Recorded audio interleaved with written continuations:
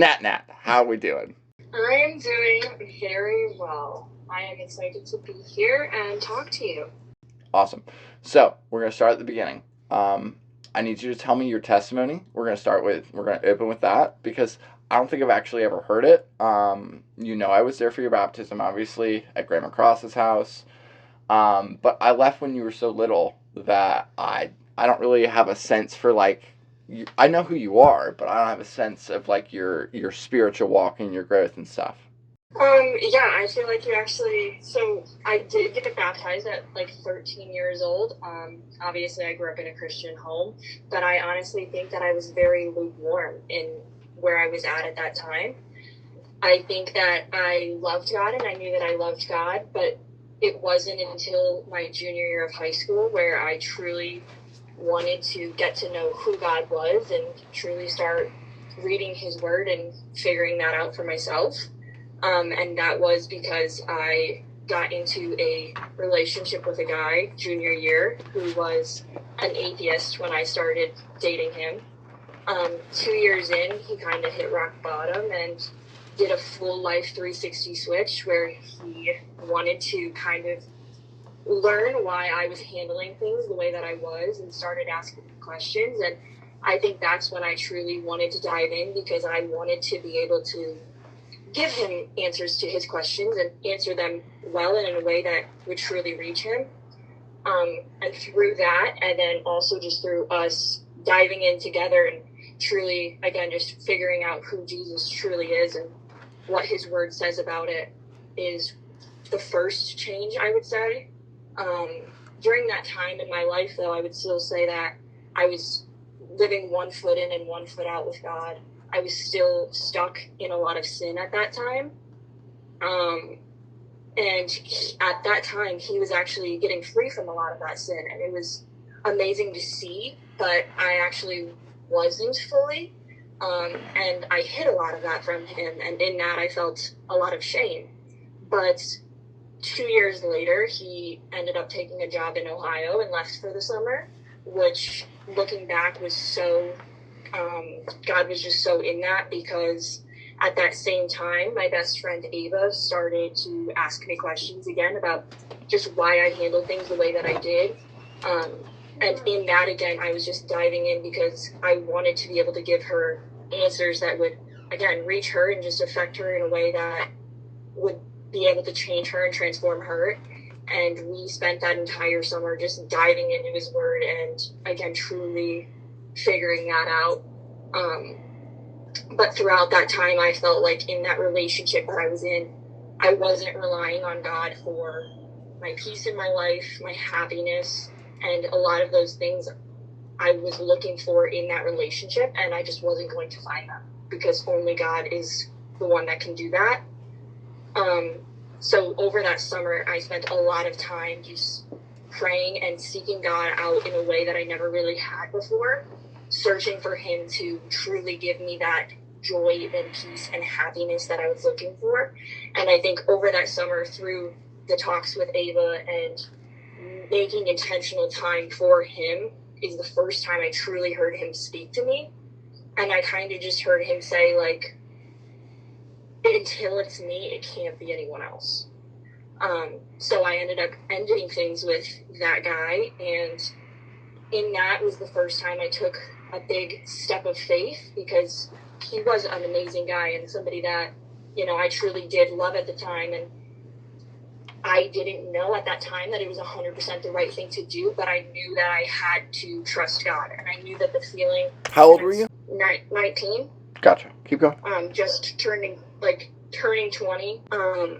But through that and through honoring God in that decision, it was the first time in my life where I also got to watch how God impacted me after that and how faithful he was throughout that and just how much peace and joy truly was in him. And it kind of makes me sad looking back now because I look back at how much time I almost wasted trying to find those things in the world and in relationships and in other people when he was right in front of me all along. So my next question, going back to all that is, we'll start back at the beginning.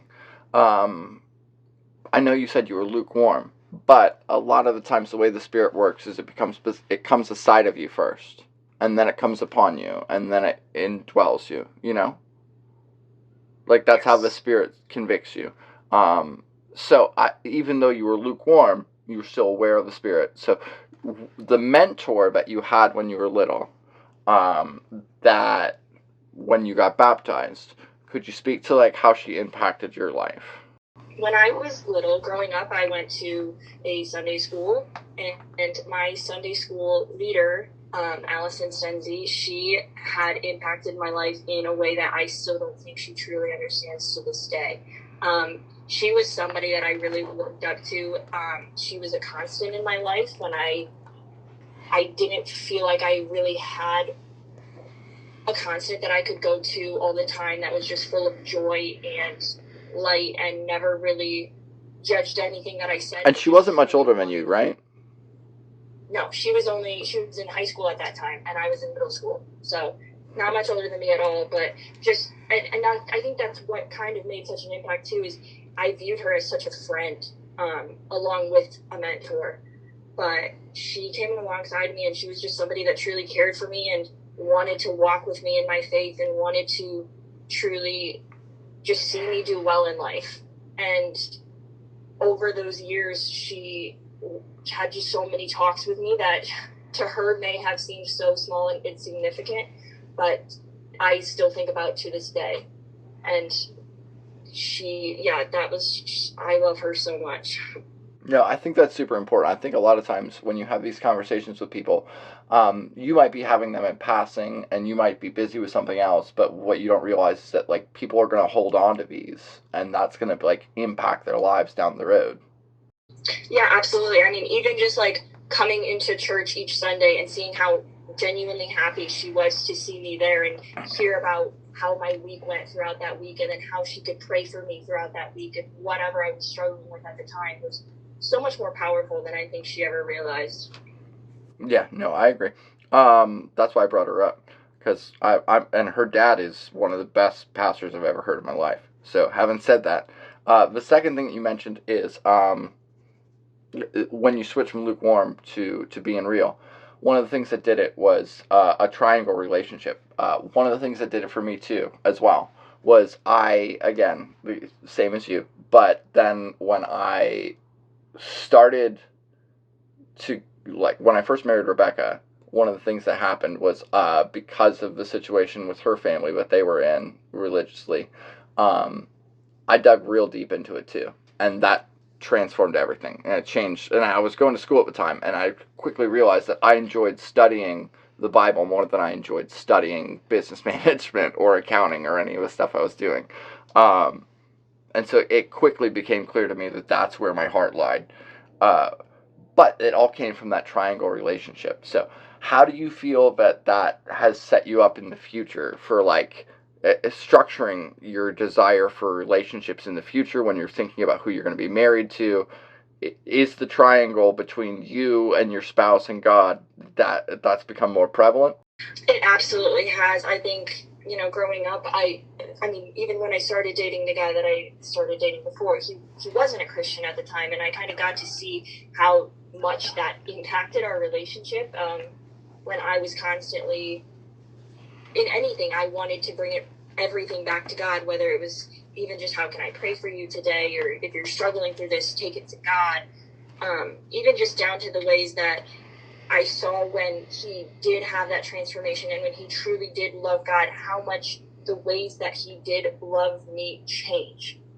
I think when you know that love of God, it makes you want to love people in a much more genuine way and in a much more loving way, because you look at that person as a child of God, and how God loves you is kind of how you want to reciprocate that love to the other person. I also think it just helps bond you guys like together so much, because like you said, as the triangle, as you are growing closer together, you are also growing closer to God in that. And I think that's so important, because there's so many things in this world today that is going to try and take your attention and pull you apart, and grow differently as people. But if you can always bring everything back to God, then you have that constant that you are always, like you're always getting closer and bringing everything back to Him. Well, and you're both kind of stuck in a weird position. You're both kind of like, for women, because of their curse in Genesis, you're having this weird issue with submitting to your husband even when you don't trust him. And for the husband, you have the pressure of trying to love your spouse and also trying to be what Jesus was to the church. You're supposed to love your wife like Christ loved the church. So you have stress and pressure on both of them. But I think if you do what Paul says, follow me as I follow Christ, I think it makes it easier. But if you don't have that triangle, you're always going to have this tension between husbands and wives, Absolutely. I mean, people always say, like, oh, why would you want to submit? But if your husband is reflecting Jesus, it makes it so, like, you want to submit to somebody. Well, and it's not even submitting, really, because it's a conversational thing, same as it is with Christ, The word submit has such negative connotations, but it's not. I mean, it's more surrender, the same way you surrender to Christ. And again, if you realize that your husband is surrendering to Christ, when you're not surrendering to your husband, you're surrendering to Christ as well. Absolutely. All right, next thing, we're going to briefly touch on Ava and your effect as a sprinkler. We can only briefly touch on it because we're going to get more into the sprinkler later. And then we're going to get on to one thing that you mentioned. I loved it because you brought it up twice. And the first time you brought it up, you said peace and happiness. The second time you brought it up, you said peace and joy. So I want to touch on that in a second, but we'll start with Ava. Tell me about Ava. Ava is my best friend. We have been best friends for 6 years now, since freshman year of high school. She is somebody that when we started being friends, freshman year of high school, that was when I was still, again, kind of lukewarm. So we made some mistakes for sure. But 2 years ago is when she started asking me questions about God. We always had conversations about it, but never anything serious. And then when she truly started to ask me questions about it and dive in, it was on a late night drive one time, and she was just kind of wondering, like, I think for her, she could see how much evil was in the world, and to her, she needed something to... Some light. Yeah, exactly. She needed that light. And we just started diving into the Word together. We started doing little Bible study dates, going to church together with my parents. I think a big thing that was really part of her testimony was worship music. We went to the Elevation Worship concert together. Yeah. And I think that night was just a very powerful night. I think the whole arena could just feel the presence of God. And I think when she felt that, I think that was when she just never felt something like that before. Yeah, there's definitely a lot to be said about worship. It's very important. Like, there's a reason that you're told not to neglect that or the coming together of believers, Yeah, absolutely. All right. Now, peace and joy or peace and happiness? Which would you rather phrase it?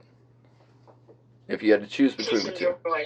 Exactly. All right. The only reason I brought it up is because C.S. Lewis has a great teaching about how you're not entitled to happiness. And it basically comes down to the fact that a servant's no greater than his master. If Christ suffered, you're going to suffer too. However, we learn from James that should still, this should be joy, because you're learning what you're getting. You're seeing the bigger picture, and you still should have your peace throughout that. You felt that you wasted time as a lukewarm Christian. One thing I would say is that God knows everything from the beginning, and He has a plan from the beginning. So if anything, if Paul was wasting time when he was training as under Gamaliel, as a Pharisee of Pharisees, then yeah, you were wasting time. But at the same time, you weren't, because God knew the plans from the beginning. Like He says to Joseph, what they meant for evil, God meant for good. But I'd also like to point out that that's the biggest thing. You ask yourself, why, when you get to heaven, is there wailing and gnashing of teeth? And it is from the darkness further away. And you ask yourself, what? There's supposed to be no, like, God wipes away all tears in heaven, but there's no pain or suffering. Why is there tears? What is the wailing and gnashing of teeth? What is these tears in heaven? I think it is people who realize that they wasted time and that they had missed opportunities, and that's what they're upset about. And God wipes it away, and he says, like, I get it, but you're here. You did. I knew this is how your life was going to go. I let you choose how your life was going to go, but I know everything from beginning to end. But I think one of the big things is, when it comes to wasted time, there's two different types. God knows it from the beginning, though. But sometimes he's sending you like Moses into the wilderness, and sometimes he's sending you like John the Baptist into the wilderness, and sometimes he's training you like like Paul, and sometimes you're Jonah and you're running away. So I think it depends. The big question is, did this lead me closer or further away from God? But I think he has a big hand in all of it. But I think that's the only reason there's tears in heaven. So I'm glad you said wasted time, because that's a big thing too. Talk to me about your devotional life. Okay, so yeah, the first thing, the one constant that I always try to keep daily is I try to get in the Word every single day. I am a nighttime reader. I just think that's when I have the most time specifically carved out for diving in His Word. And how I like to do that is I like to read. I actually have this journal, and it's the SOAP method. I know the SOAP method. I love it. For a second. The SOAP method is you write down a scripture that really stuck out to you in whatever chapter you were reading, and then you write down, like in the observation section, what you observed about that verse that stuck out to you. And then there's an application section where you write down how you want to apply that verse to your life now. And then the P stands for prayer at the end, and you just write like a little prayer to God and how you want Him to help you with whatever you read. And that is my biggest constant that I love doing. That's what both Chuck Swindoll and Chuck Missler recommend. And then they recommend that later on, when you're doubting God and when you're in the pits of despair, you go back and you read through it, and you read through all the prayers that God answered or didn't answer, and you see how faithful He is. That's really it. Yeah, no, that's awesome, dude. That's it's so amazing. That's Dallas theological through and through. I love it.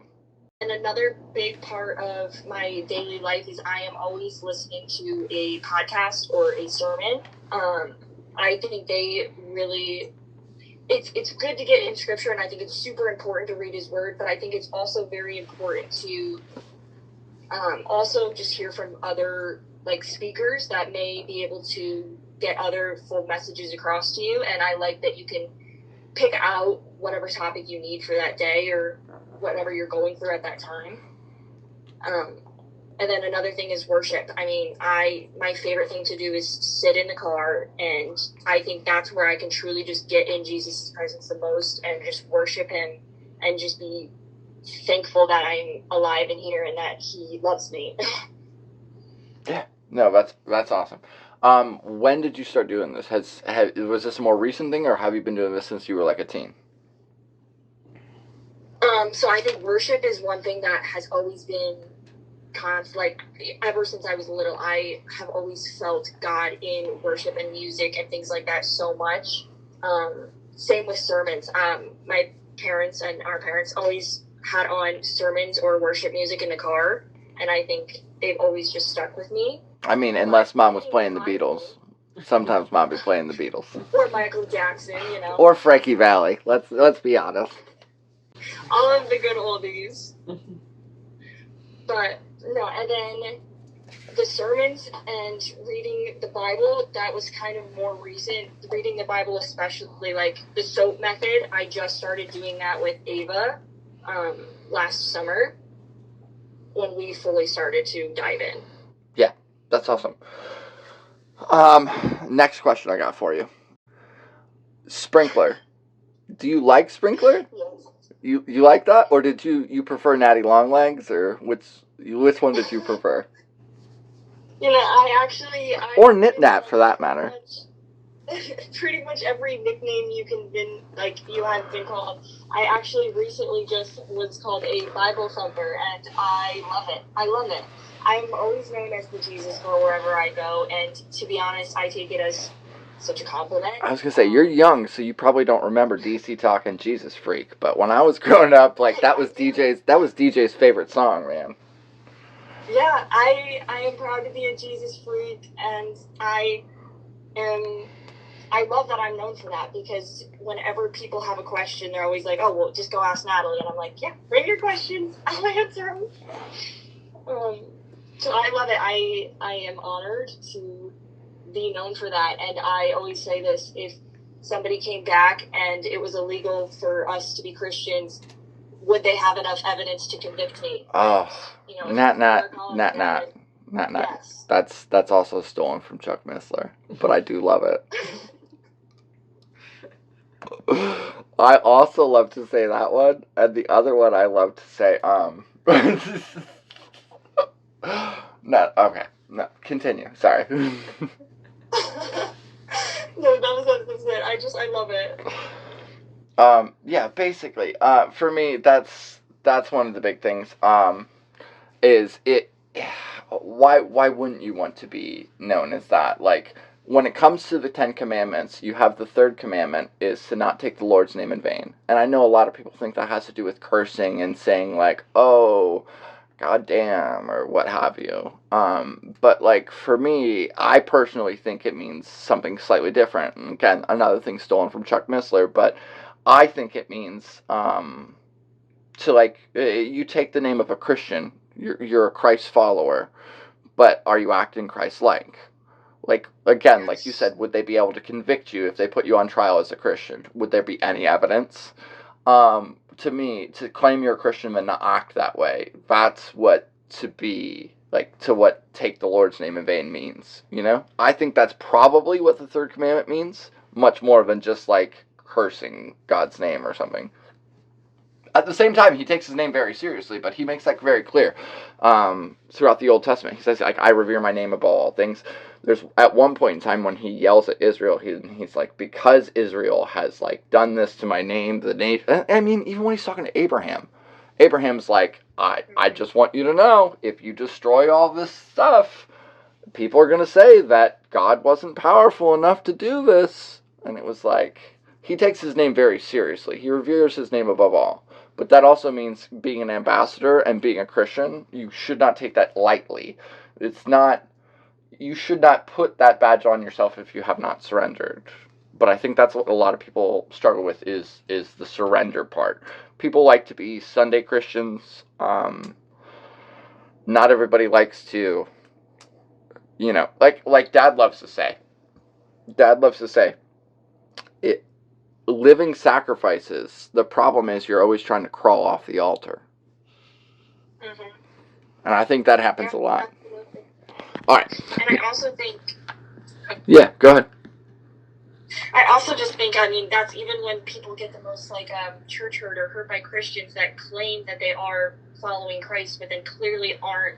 Yeah, themselves in a way that hurts God. Yeah, you're worried about it because it happens. Paul warns you that there's going to be wolves in sheep's clothing. But at the same time, you're also told that you should not pull the tares out because you might accidentally pull some wheat out too. Mm-hmm. So you just kind of got to leave it up to God because only He can really look at the heart. Finally, what we've been waiting to get to, not the bonus question yet, but briefly give me your thoughts on spiritual warfare. I am so excited. We can't get too into it because we have a full one that I have to do with you on spiritual warfare. But I do want to hear your opinion on it. I think it is not talked about near enough, and it absolutely should be. I think that it's such a powerful thing to be able to give a name to the thing that you are fighting, and I think it helps you to be able to truly fight back, because a lot of people, I think, go through things and go through spiritual warfare and don't even know what spiritual warfare is, or that's what they're facing. And I think it's a lot harder for them to be able to then combat it because they could just think like, oh, maybe that's my thought that I thought, or, but really Satan put that in your head. And I think if you can put the name of spiritual warfare to that, it can really help you fight the battle that it truly is daily. No, I agree fully. One of the tricks that my wife and I love to use is we sit and say, is this drawing us closer to God, or is it pushing us further away? Because, like, it clearly states that, like, the Lord does not tempt people, but at the same time, he does chastise those whom he loves. And so if you're loved by God, you're still going to be corrected. And if you're not getting corrected and rebuked by God, you're probably not doing it right. At the same time, if you're not getting attacked by Satan, you're probably not a threat and probably not doing it right. So, like, if it draws you closer to God when you get corrected, that's probably just God correcting you. But if it's pushing you further away, like, for instance, tonight, because we had to back it up 30 minutes because we had stuff going on, yeah, that was trying to push us away. And so we clearly knew that that was just an attack. And we were like, okay, that's fine. For us, I mean, I don't know if you know. I'm sure you do, because you know Zeke and Isaac enough to know. They love David Goggins, yeah? Oh, yeah. Okay, so Goggins says that when it comes to warfare, you have to attack, and you have to keep attacking. And the enemy has to know that you're not going to give up. And if you're not attacking, they're just going to attack you. But nothing wants to stand in front of something that's relentless. That's why honey badgers don't get messed with by lions. That's why wolverines don't get messed with by grizzly bears. Because it doesn't matter how big or small you are, if you continue to attack. And if you have God behind you, like you're constantly told in the Old Testament, if our God is for us, then who could stand against us? And that's why he tells Joshua constantly, be strong and of good courage. But if you're not getting attacked, you're not doing your job. So you're going to get attacked. But then the question becomes, does this draw you closer to God, or does this take you further away from God? And then you realize, am I being attacked or am I being rebuked? Because I think some people also don't make that delineation. And I think there's a third category of people who they're just making mistakes in their lives, and then they want to use one of those two as an excuse for why things have gone wrong. But I think when you look at your heart, and I think this is what's great about Christianity versus any other religion, is that there's rules, but it's your heart, Each person is slightly different. The law is written on your heart. And so when you look inward, you know why you're doing what you're doing. And if you actually examine it, because you actually have an intention of fixing the problem, it becomes pretty obvious. And so, like, tonight, we were able to overcome this, but sometimes it's overwhelming. But I don't think a lot of people acknowledge that there is spiritual warfare. I don't think a lot of people acknowledge not only is there spiritual warfare, but a lot of demons are geographically bound. There's principalities, like there's the Prince of Greece, there's the Prince of Persia, there's Quetzalcoatl down where I live. Like, there's different people, there are different demons in different places. And I don't think people acknowledge that, but that's all stuff for a different time. But I just wanted to see if you had any examples of how it's affected you. I think to not take it to a spiritual level in talking about spiritual warfare, and like, I guess, and everything that goes on in the spiritual realm is just so, we're doing ourselves such a disservice by not putting on the full armor of God and fighting back. Yeah. And again, you usually don't put on your armor. You usually don't put on your armor during the battle. You should put it on before, Absolutely. And I mean, that's why, again, it's so important also to just even know to get in your word, because that is the sword of this, like, that's how we fight. Because I feel like a lot of times we don't give the demons enough credit. Like, yes, we absolutely do have power over them through Jesus, but they're smart. Like, Satan's not dumb, and he knows how to attack you. And again, we have power over them through Jesus, but only if it's through Jesus, because let's look at the guy in the New Testament who said, oh yeah, I'm going to cast out this demon. And he said, I know Paul and I know Jesus, but you I don't know. So if you don't know Jesus, then his power doesn't work through you, Exactly. Continue. Sorry, I didn't mean to cut you off. No, you're good. I think it's so important to know that they are smart and they know your weaknesses, but to bring those weaknesses to God, and through our weaknesses, He is strong. Like, even though we we may not be able to think that we are strong enough to fight, and I think that's also just one of the strongest tactics he uses is just not letting us think that we will ever get through it or get past it. And we can't through Jesus. But it's a fight, and it's a battle every single day. No, I agree fully, and it's very interesting that you brought that up, because that's one of the things that I've learned from Rebecca. It's probably the most important thing I've ever learned from Rebecca, is to be very, very brutally honest with your shortcomings and your weaknesses. Paul made it very clear what his shortcomings and weaknesses were. Moses made it like, and the worst stuff you've ever done. If you don't make it clear that you've done this, then what are you doing? You're trying to give people an unrealistic goal, pretending that you're the perfect person that you are now because God's helping you, but you've always been that person. That's not real. He loves to use the broken things, but the reason he uses broken things is so that the broken things can show his glory. Because how could a broken thing have done what it just did if not through his power? A few moments later. Basically, God loves to use broken things because it shows his strength and glory. He loves to use the dumb things to confound the wise. He loves to use the weak things to put to shame the strong things. The debased things, like that's what God does. But part of that agreement that you join with him is that you're going to surrender to his plan, and that you are also going to then be real about who you are. And I think Rebecca is better than that than any person I've ever met in my life. And she makes me a lot more real about who I am and my foibles and my shortcomings. But I think it's definitely huge that because people pretend otherwise, and people like to point out things, and I see it. I can't call out people, and I can't generalize people, but I do see people in the church today saying, I don't like this sin in your life. And it's like, well, yes, I understand. What a better place for me to be than church, though. And furthermore, are we going to pretend that there's no sin in your life? Like, what did Jesus start doing? Before he said, like, with him without sin, cast the first stone, he got down in the dirt and started writing. We don't know what he wrote. I like to imagine he was writing a list of sins that specifically called out the Pharisees standing around him. But I think it's very important to be real, and I think it's very important to surrender. And I think a lot of times that's one of the biggest problems that you have in the church today is that, no one wants to surrender. People don't actually trust God. They believe God. They believe in God. They believe God will save them. But their day-to-day walk, like, again, if we're supposed to know them by their fruits, and we know what the fruit of the Spirit is, some of these trees don't really got a lot of fruit on them. But all you can do about that is take each day and say, like, well, this is one more day for me to correct my report card before Jesus comes back.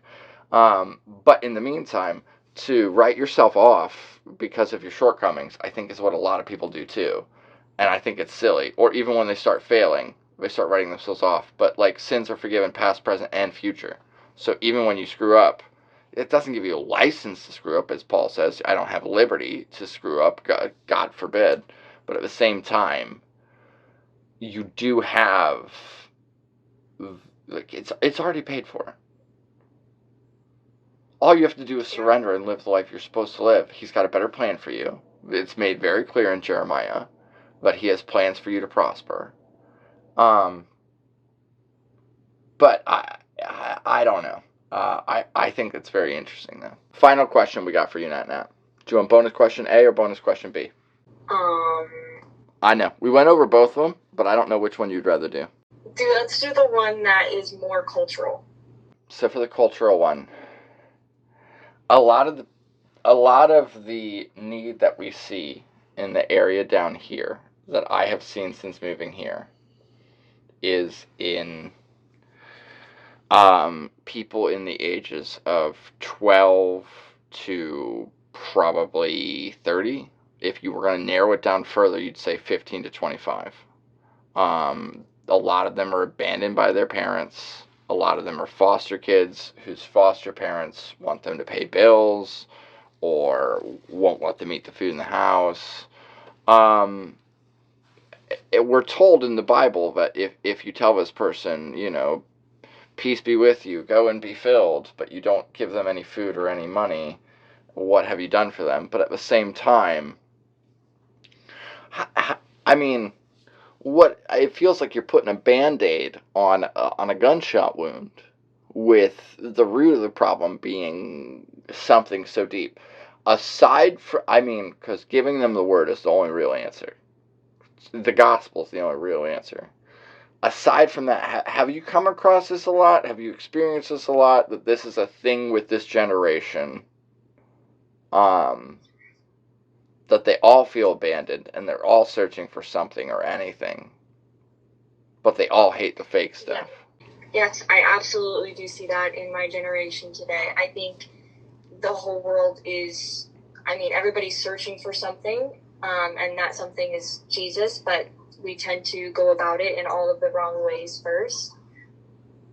And I think that even though, like you said, you feel like you're putting a Band-Aid on a bullet hole, what I think you are doing is, a better analogy is putting the tourniquet on, because they are going to feel the hurt of those wounds that they've had, but you being there and helping them out and showing them Jesus is not letting them bleed out. And that's, I feel like, all we can really do is be the light and be the constant of support and Jesus, like showing Jesus through yourself and being that positive impact.